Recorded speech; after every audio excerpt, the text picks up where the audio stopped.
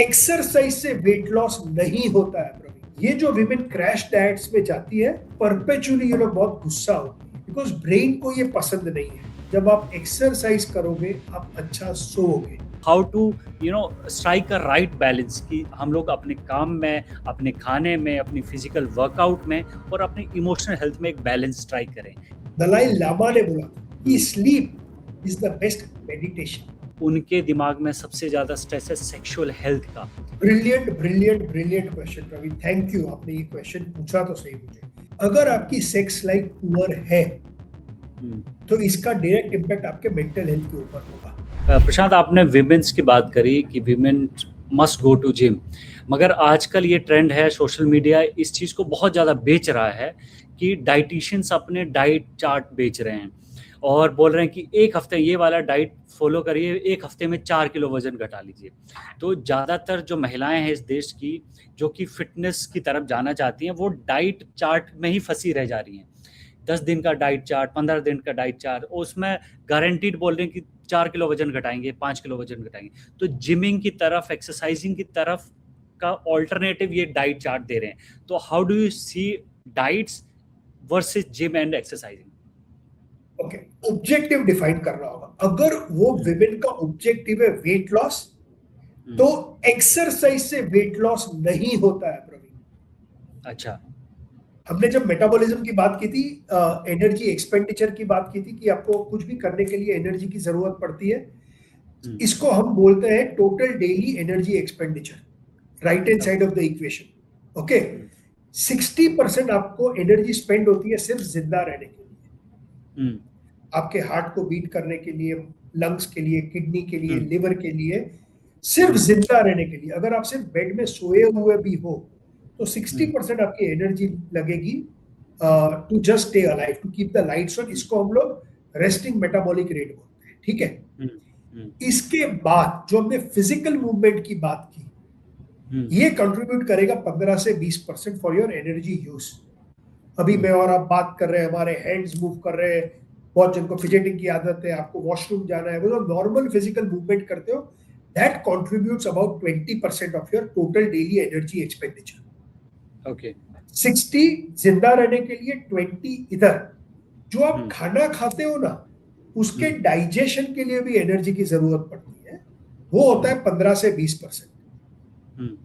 60 resting metabolic, 20 movement के लिए जिसको हम नीट बोलते हैं, और 20 thermic effect of food, food के डाइजेशन के लिए।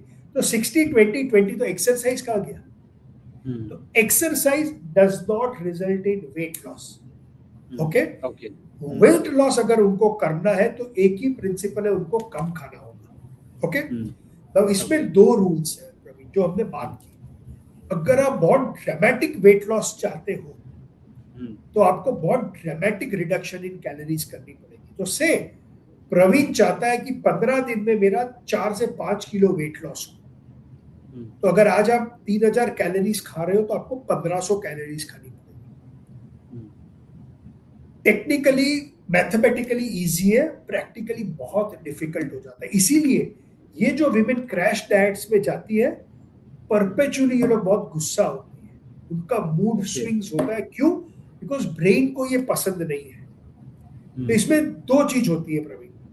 अगर आपका क्रैश डाइट के थ्रू वेट लॉस आप करते हो तो आपका वेट लॉस हो जाएगा, लेकिन प्रॉब्लम यह है कि आपका ब्रेन इतना अपसेट है आपके साथ, क्योंकि इतना ज्यादा ड्रामेटिक वेट लॉस हुआ in a very short period of time.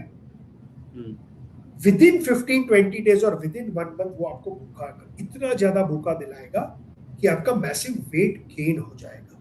और जब ये वेट गेन होता है तो आपका ये था प्रीवियस वेट, अब आप यहां पर आ गए, वो वेट गेन में आप इसको क्रॉस कर देंगे। ये पहला पार्ट है। जो हम वेट लॉस की बात करते हैं उसमें एक्सरसाइज का कोई रोल नहीं, लेकिन अब मैं आपको सबसे इंपॉर्टेंट बात बताऊंगा। अब आपने वेट लॉस कर लिया, और अगर आपने सस्टेनेबल वेट लॉस किया 1 to 2% every month, over a 6-12 month period आपने 5-6 किलो वेट लॉस कर लिया। अब आपको ये वेट लॉस को मेंटेन करना है, then exercise is your number 1 protocol. Okay okay. एक बहुत बड़ी स्टडी हुई थी यूएस में, एक शो आया था, शायद आपने देखा भी होगा, बिगेस्ट लूजर करके शो आया था, बहुत बड़ा सेंसेशन था यूएस में। इन्होंने बहुत मोटे लोगों को लिया और इन्होंने उनको एक बिग बॉस जैसे एनवायरनमेंट में डाला और दिन में उनको 4 घंटा 5 घंटा एक्सरसाइज कराते थे और इनका खाना भी एकदम कम कर दिया। इनको ड्रामेटिक वेट लॉस होता था। ओवर अ 2-3 मंथ पीरियड ये लोग 50 to 70 केजीज वेट लॉस करते थे, ठीक है। ओके। फिर डॉक्टर केविन हॉल करके एक साइंटिस्ट है, इन्होंने ये सारे जिनका ये वेट लॉस हुआ था ये सबको मिले 6 साल के बाद। तो इन्होंने देखा कि इनमें से वो कौन थे जिन्होंने ये वेट लॉस हुआ था वो सस्टेन कर पाए। ओके। तो एक कॉमन चीज निकली कि जिन लोगों ने ये वेट लॉस को सस्टेन किया कंपेयर टू वो जो वेट लॉस को सस्टेन नहीं कर पाए थे, तो ओनली डिफरेंस वाज ये लोग एक्सरसाइज कर रहे थे और ये लोग एक्सरसाइज नहीं कर रहे। ओके। अगर आपको वेट मेंटेनेंस करना after weight loss, your best friend is exercise. क्यों? अगेन जब आप एक्सरसाइज करोगे आप अच्छा सोओगे, जब आप अच्छा सोओगे आप राइट डिसीजन मेकिंग फ्रेमवर्क में होगे, नेक्स्ट डे आप खाने में गलतियां कम करोगे या नहीं करोगे। तो एक्सरसाइज का बहुत बड़ा रोल है इन वेट मेंटेनेंस, जीरो रोल है इन वेट लॉस, अनलेस आप दिन में 3 घंटा 4 घंटा एक्सरसाइज करते हो, वो पॉसिबल। ओके। इसी हेल्थ एंड वेलनेस का एक इम्पॉर्टेंट पार्ट है इमोशनल हेल्थ, और उसमें भी आपका एक बहुत अच्छी एक्सपर्टीज़ है। आप मुझे बताइए कि हम इंडियंस कहाँ पे कौन सी गलतियाँ कर रहे हैं? क्या हम अपने इमोशंस को अच्छे नहीं समझ रहे हैं? हम स्ट्रेस कैरी कर रहे हैं, लगातार एंग्जाइटी में जी रहे हैं, प्रेशर में जी रहे हैं, वो जो कि हर फील्ड में है ही। तो how to strike a right balance कि हम लोग अपने काम में, अपने खाने में, अपनी फिजिकल वर्कआउट में और अपनी इमोशनल हेल्थ में एक बैलेंस स्ट्राइक करें, and how to go about it? यार ये बहुत एक इंटरेस्टिंग नर्व आपने छेड़ दी, राइट। मैं बहुत बोलता हूँ प्रवीण कि यार मेरी नंबर 1 प्रायोरिटी है इमोशनल हेल्थ, फिजिकल हेल्थ नहीं है। अगर आप लॉजिकली, जब मैं अपनी लाइफ को देखता हूँ, इमोशनली मैं बहुत बुरा इंसान, मैंने बहुत अत्याचार किए हैं मेरे परिवार के ऊपर, मेरे दोस्तों के ऊपर।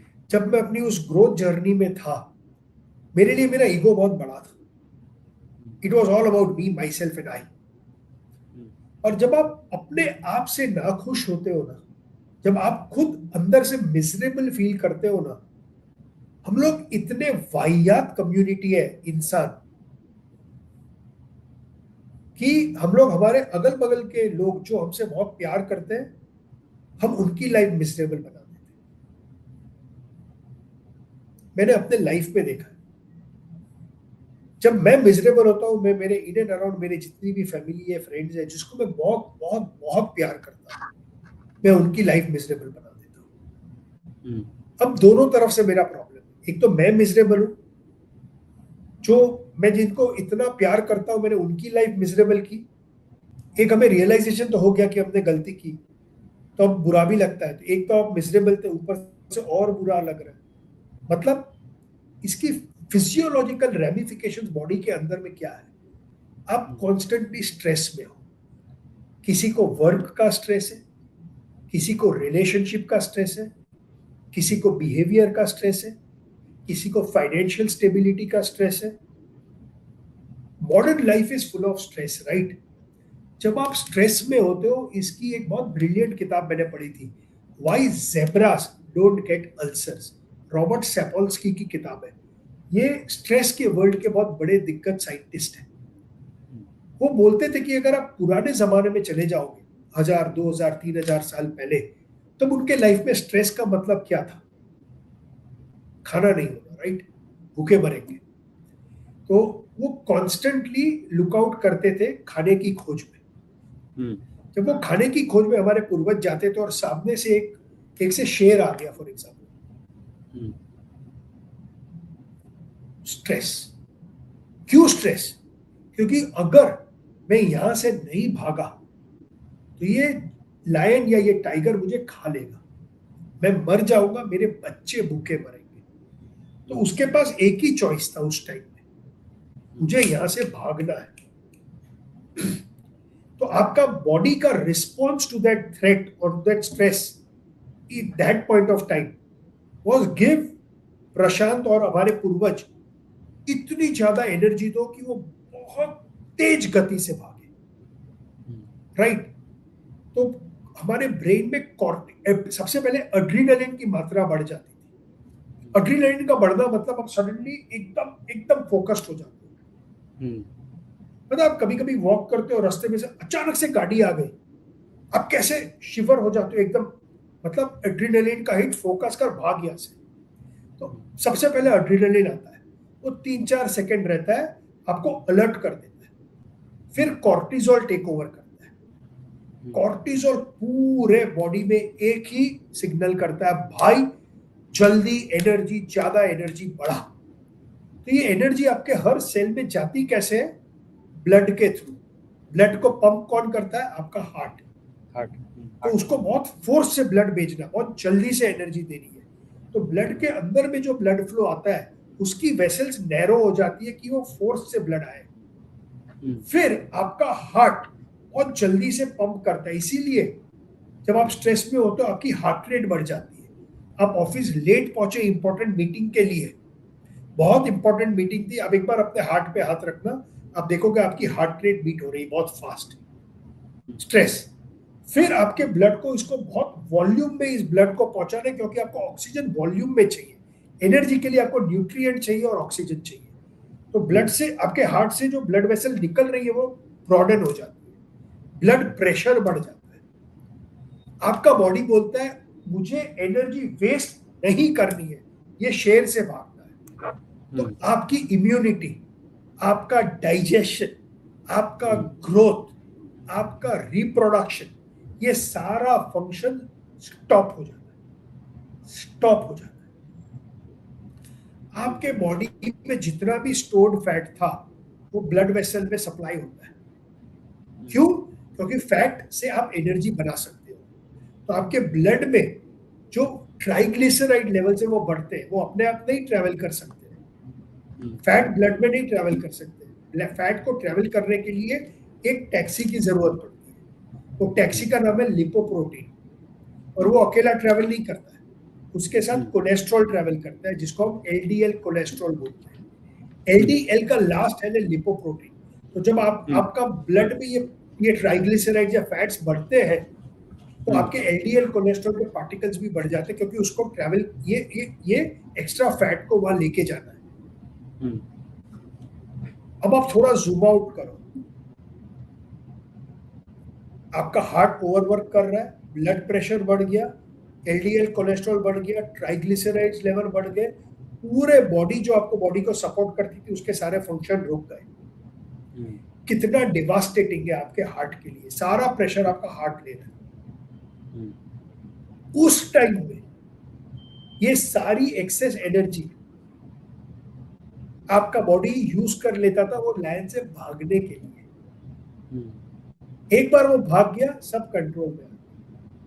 वो हर रोज लायन को नहीं फेस करता था, once in maybe 2-3 years lions को फेस करता था। आज के दिन में हम दिन में 8 से 10 या 12 बार वो लायन को फेस करते हैं। जब आप स्ट्रेस में होते हो आपका बायोलॉजिकल रिस्पॉन्स तो सेम है। ऑफिस लेट पहुंचोगे, बॉस से डांट मिलेगी, इंपॉर्टेंट मीटिंग, हार्ट बीट बढ़ रही है, स्ट्रेस में हो, सब कुछ सेम। सडनली घर में कोई बीमार हो गया, पैसे नहीं है, physical stress, financial stress, physiology तो सेम है। अब ये सारी फिजियोलॉजी का मैनिफेस्टेशन आपके हार्ट के ऊपर आ रहा है, आपका हार्ट इसका लोड ले रहा है। इन माई व्यू, ये जो हम अक्सर सुनते हैं ना, 50 साल 55 साल का आदमी बहुत फिट था, ये सडनली कैसे गुजर गया?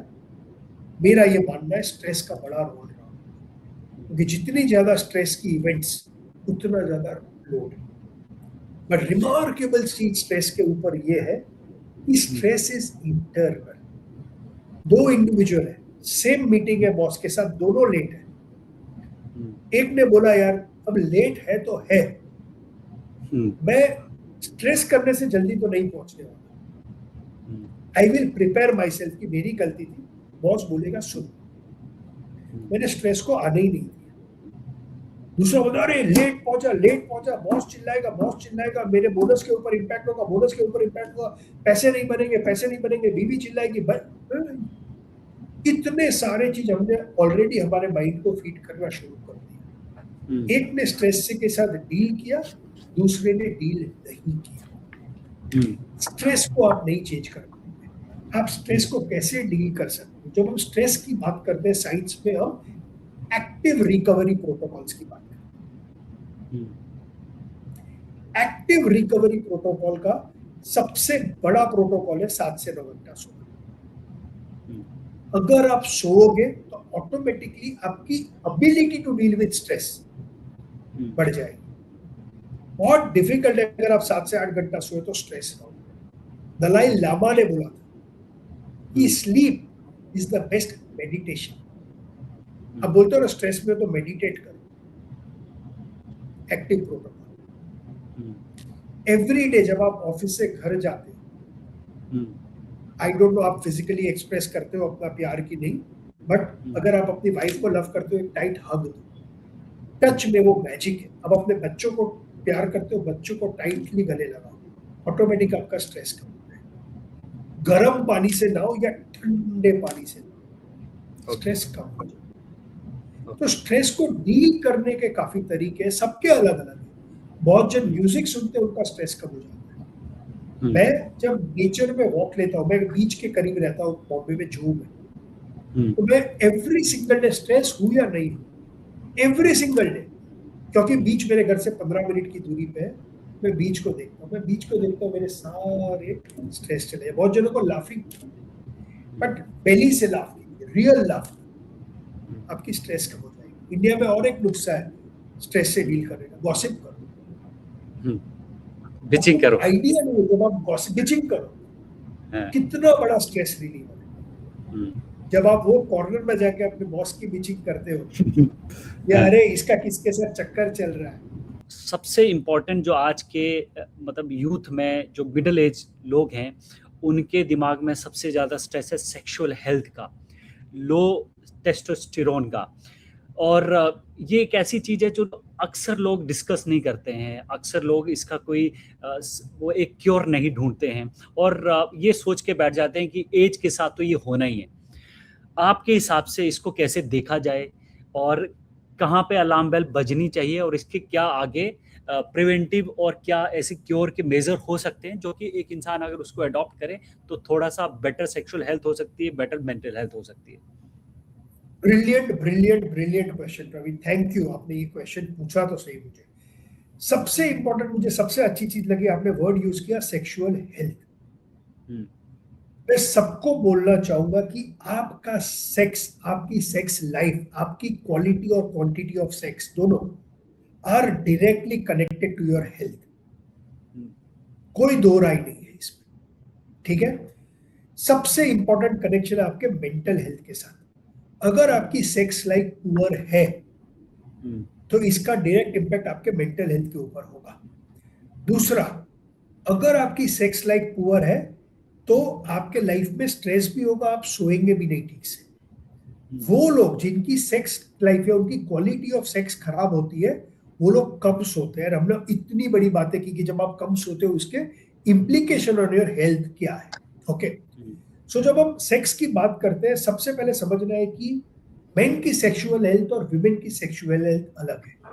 ओके, जब हम मेन की बात करते हैं, हम लोग बहुत ही ज्यादा स्पॉन्टेनियस होते हैं when it comes to sex.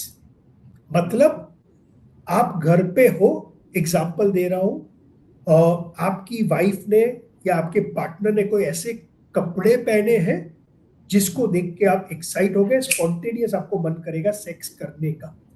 या आपने आप आ रहे थे, सडनली मूड बन गया, आप गाना सुन रहे थे। तो हम लोग men are more spontaneous, women are more responsive. तो विमेन के लिए आपको विमेन को कहीं ना कहीं रिस्पॉन्सिवनेस में लाना पड़ेगा, प्रिपेयर करना पड़ेगा। इसके लिए विमेन की सेक्सुअल हेल्थ के पर्सपेक्टिव से फोर प्ले का बहुत बड़ा रोल है, right. It starts with physical touch, it starts with kissing, it starts with a lot of things before you actually get into intercourse. तो सबसे पहले हम मर्दों को ये समझना होगा कि हमारी सेक्सुअल ड्राइव और उनकी सेक्सुअल ड्राइव में फर्क है. You cannot expect your partner to be spontaneous when it comes to sex. You are spontaneous, she is responsive. दूसरा, आपका ऑर्गेज्म बहुत जल्दी आता है कंपेयर टू विमेन. एवरेज बोलते हैं 2 या 3 मिनट में आपका ऑर्गेज्म होता है. विमेन को ज्यादा टाइम लगता है. विमेन के 4 फेजेस होते हैं ऑर्गेज्म के. सबसे पहला होता है फोरप्ले. फोरप्ले के थ्रू उनके वजाइना में वाइब्रेशन आता है. इसीलिए जब हम सेक्सुअल टॉयज की बात करते हैं, वाइब्रेटर्स की बात करते हैं. विमेन को भी ये समझना है, ये वाइब्रेशन बहुत बड़ा रोल प्ले करता है उनके ऑर्गेज्म में. तो नेचुरल वाइब्रेशन अगर नहीं भी आए तो आप एक्सटर्नल स्टिम्युलेशन यूज कर सकते हो.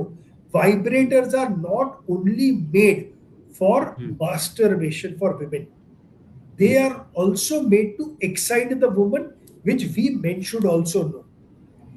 तीसरी चीज होती है विमेन में, they need some kind of lubrication.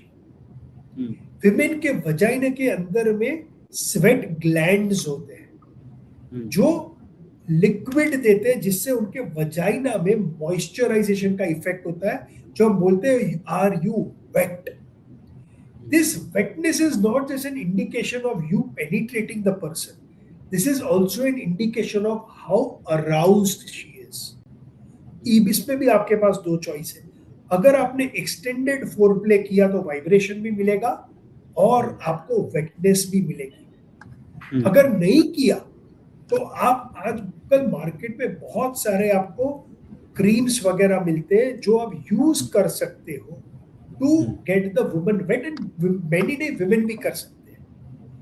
इसके बाद जब आप पेनिट्रेट करते हो तो विमेन का चांस है ऑर्गेज्म का. 90% women don't reach orgasm in penetrative sex. 90% men reach orgasm in penetrative sex. कितना बड़ा डिफरेंस है. मैं बोलता हूं ये दोनों की इक्वल रिस्पॉन्सिबिलिटी. राइट, ये हो गई पहली बात. दूसरी बात, मेन में एक बहुत बड़ा प्रॉब्लम है जिसको मैं बोलता हूं इधर इरेक्टाइल डिसफंक्शन या premature ejaculation. Okay, erectile dysfunction अगर आपको है, इसका मतलब ये है कि समटाइम्स आप अपना पीनिस को खड़ा तो कर पा रहे हो लेकिन इसको सस्टेन नहीं कर पा रहे हो, तो ये चुक जाता है, बिकॉज ऑफ विच आप पेनिट्रेट नहीं कर पा रहे. राइट. इसके 2 कारण हो सकते हैं. एक फिजिकल कारण हो सकता है क्योंकि ये आपके पीनिस को खड़े होने के लिए ब्लड फ्लो की जरूरत पड़ती है, नाइट्रिक ऑक्साइड की जरूरत पड़ती है. अगर आप बहुत स्ट्रेस में हो तो नाइट्रिक ऑक्साइड नहीं आएगा, आपका पीनिस खड़ा नहीं होगा. तो एक फिजिकल इम्प्लीकेशन है. दूसरा साइकोलॉजिकल है. अब ये बहुत इंटरेस्टिंग है. अगर आपको इरेक्टाइल डिसफंक्शन है ना और आप सेक्स करने की ट्राई कर रहे हो लेकिन पेनिट्रेट नहीं कर पा रहे हो, तो नेक्स्ट टाइम जब आप सेक्स करने चाहते हो तो ये आपके माइंड में रहता है, अरे आज भी अगर मैं परफॉर्म नहीं कर पाया तो, जिसको हम परफॉर्मेंस एंजाइटी भी बोलते हैं. तो दूसरा है साइकोलॉजिकल. आपका मैकेनिज्म काम कर रहा है लेकिन साइकोलॉजिकल आपको लग रहा है मैं परफॉर्म नहीं कर पाऊंगा, इसलिए आपका ये नहीं हो पा रहा है, इरेक्शन नहीं हो पा रहा है. सिंपल है, 2 चीज कर सकते हो आप. या तो कोई सेक्सोलॉजिस्ट को मिल लीजिए या यूरोलॉजिस्ट को मिल लीजिए, वो आपको तरीके बताएगा. दूसरा यार बहुत सिंपल, आज मार्केट में इतनी दवाइयां आती है इसको करेक्ट करने के लिए, बहुत सेफ है. अगर आपने वायग्रा है या पेनेग्रा यूज कर ली, यार आपको कोई टेंशन लेने की जरूरत नहीं, ये इसको इमीडिएटली करेक्ट कर लेगा. दूसरा रोल होता है प्रीमेच्योर इजैक्यूलेशन का. ये दूसरा बड़ा प्रॉब्लम है मेन में. इसके पीछे बहुत very surprisingly Premature ejaculation is today seen more in the youth than it is seen in people at my age. And the reason is access to porn. Okay. इसके दो वजह होती है. जब आप बहुत ज्यादा porn देखते हो, आपके माइंड में एक सेक्सुअल एक्सपीरियंस ऑलरेडी बिल्डअप हो रहा है. आपने धुरंधर पिक्चर देखी, राइट? आपको भी पता है कोई रणवीर सिंह की तरह रियल लाइफ में तो फाइट नहीं कर सकते, लेकिन जब हम पॉर्न देखते हैं हम ये नहीं समझते. जब हम पॉर्न देखते हैं हमको लगता है दिस इज रियल सेक्स. दूसरा, हम इतना ज्यादा पॉर्न देख रहे हैं, इतना ज्यादा मास्टरबेट कर रहे हैं कि जब हम ऑनेस्टली विमेन के साथ होते हैं तो हम तो थोड़े से टच में ही क्लाइमैक्स कर देते हैं. अगेन, प्रीमेच्योर इजैकुलेशन के दो तरीके इसको दूर करने के. सबसे पहले आपको थेरेपिस्ट के पास जाना, आपके माइंड से ये कूड़ा निकालना. अगर आप थेरेपिस्ट के साथ जाएंगे, there are enough ways you can come over this.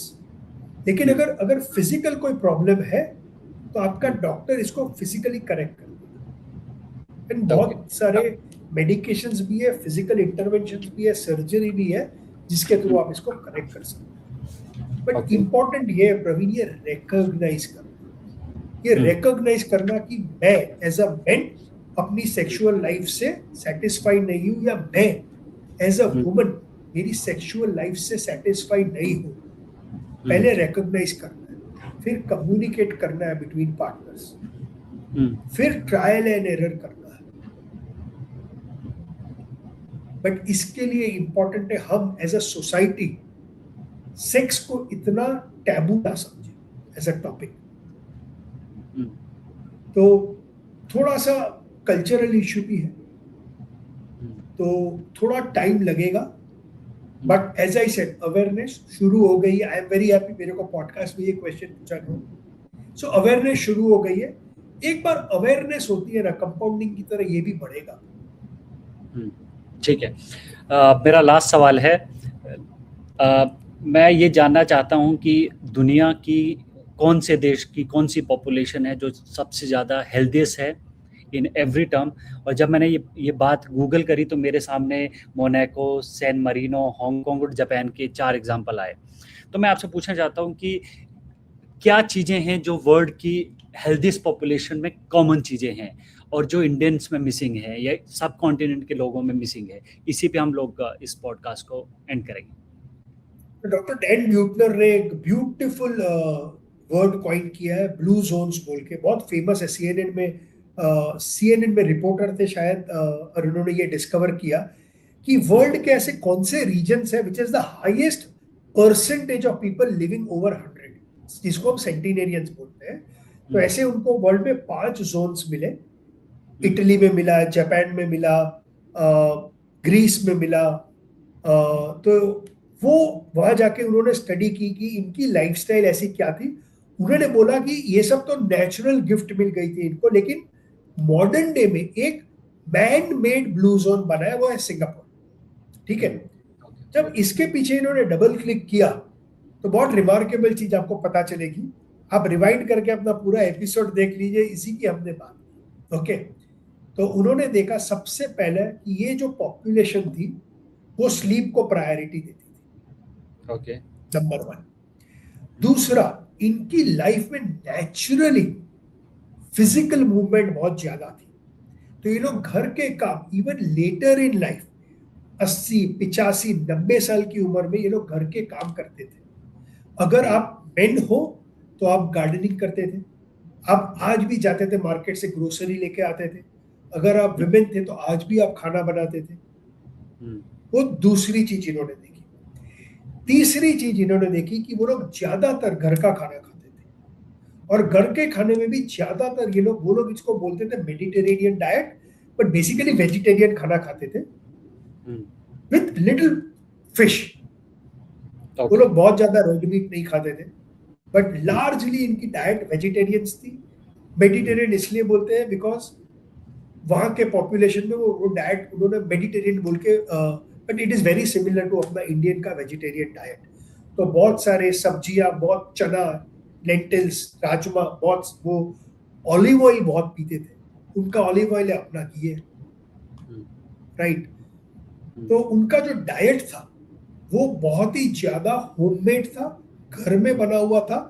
और जब आप घर के खाने की बात करोगे तो आप नेचुरली देखोगे आपका ऑयल का यूज या घी का यूज, सॉल्ट का यूज, वो सब नॉर्मली आपकी मॉम दादी टेक केयर करती थी। आज भी वहां कुकिंग घर की महिलाएं करती है या घर के मर्द करते हैं, ठीक है।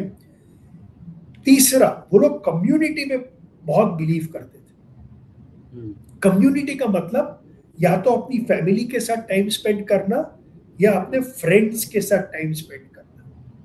वो लोग every single night they used to spend a lot of time in community. उनके लिए community is a very core principle of living. उस कम्युनिटी के थ्रू जो एल्डर्स थे, सेंटिनेरियंस थे, वो अपने पूरे लाइफ की विजडम या एक्सपीरियंस को अपने ग्रैंड चिल्ड्रन को पास ऑन करते थे। इसी के साथ जुड़ा था वो लोग लाइफ में हंसते बहुत थे, खुश बहुत थे, मतलब स्ट्रेस कम था उनकी लाइफ में। वो लोग लाइफ को सीरियसली लेते ही नहीं थे। Everything was all about this is life, great, I will move on. कोई भी दिक्कत आती थी कम्युनिटी जुड़ जाती थी। और ये तो 100 साल तक जी रहे, मतलब आज हम लोग 2026 में 1926 की बात कर रहा हूँ, तब तो वेदर, क्लाइमेट, फूड, कितने दिक्कत उनको चलनी पड़ती थी, राइट। बट हर एक चीज को they would take it in their stride. तो वो लोग जनरली खुश बहुत थे। तो यही कोर प्रिंसिपल्स थे। एंड बहुत सिंपल है, आपके जो हमारे दर्शक है, चले जाइए ब्लू जोन डाइट और what is common to all blue zone, यही 5 या 6 कोर प्रिंसिपल आएंगे। स्लीप, न्यूट्रिशन मतलब घर का खाना, वेजिटेरियन खाना, थोड़ा बहुत आप नॉन वेज खा लो। तीसरा, physical movement, lifting, not giving up on your course, community and staying happy. और कोई रॉकेट साइंस नहीं था। और इन्हीं सारे प्रिंसिपल्स पे एक बहुत फेमस किताब है इकिगाई, जो कि जापानीज लोगों पे उनकी लॉन्जेविटी पे। यू आर राइट, वो चीज मैं भूल गया, आपने राइटली पॉइंट की। इनके सबके लाइफ में एक पर्पस था। वो लोग ने अपने लाइफ को एक मीनिंग दी थी, एंड वो उनका मीनिंग आता था by doing for others, not only for themselves. You are right, मैं भूल गया था। इकिगाई इनका एक बहुत कोर प्रिंसिपल था, मैं भूल गया था। Yes, you are right. तो इसी तरह के प्रिंसिपल्स हम लोगों को भी बनाने की ज़रूरत है, अपनी अपनी लाइफ के हिसाब से कस्टमाइज्ड इकिगाई बनाने की और फाइंड करने की ज़रूरत है, पर्पस ढूंढने की ज़रूरत है, और एक हेल्दी लाइफस्टाइल जिसमें हैप्पीनेस भी हो, उसमें सेंस ऑफ सेटिस्फेक्शन भी हो, और जो हमारे लाइफ स्पैन को बढ़ाए। जैसे कि प्रशांत कहते हैं कि क्वालिटी ऑफ लाइफ होनी चाहिए, क्वांटिटी ऑफ लाइफ से ज़्यादा इम्पॉर्टेंट है। और ये हमारे धीरे धीरे अपने लाइफ में कुछ कुछ चेंजेस करके, खान पान से लेकर एक्सरसाइजिंग तक से की जा सकती है। ये बातचीत आपको कैसी लगी? बहुत लंबी बातचीत होगी, प्रशांत ने हमें बहुत टाइम दिया अपने बिजी शेड्यूल में से, और एक मिशन के लिए जिसके लिए काम कर रहे हैं उससे दिखता है कि एक मिशन के लिए काम कर रहे हैं, और सेल्फलेसली इस नॉलेज को शेयर करना चाहते हैं लोगों से, ताकि हम और आप सभी सीख सकें। तो ये बातचीत कैसे लगी? कोई कमेंट हो, कोई सुझाव हो तो कमेंट बॉक्स पर ज़रूर बताएं। अगर आप इस कन्वर्सेशन में कोई सवाल छूट गए हो, कोई पॉइंट छूट गए हो, तो अगली वीडियो में प्रशांत के साथ हम लोग कवर करने की कोशिश करेंगे। थैंक यू प्रशांत, हमसे जुड़ने के लिए अपना समय। लास्ट में एक चीज जरूर बोलना चाहूंगा जो मैं मोस्ट पॉडकास्ट के बाद में बोलता हूँ कि नॉलेज इज नॉट पावर। हम लोग सबको लगता है नॉलेज इज पावर। मैं बोलता हूँ knowledge is not power, knowledge multiplied by action is equal to power. तो आज हम लोग ने नॉलेज शेयर की है, आपका ये पावर तभी बनेगा जब आप इसके ऊपर एक्शन लेंगे या इसको इम्प्लीमेंट करेंगे। Thank you Prashant for this meaningful and insightful conversation. I really enjoyed it. उम्मीद करता हूँ कि व्यूअर्स को भी अच्छी लगेगी। Thanks for connecting. Thank you Praveen, appreciate it.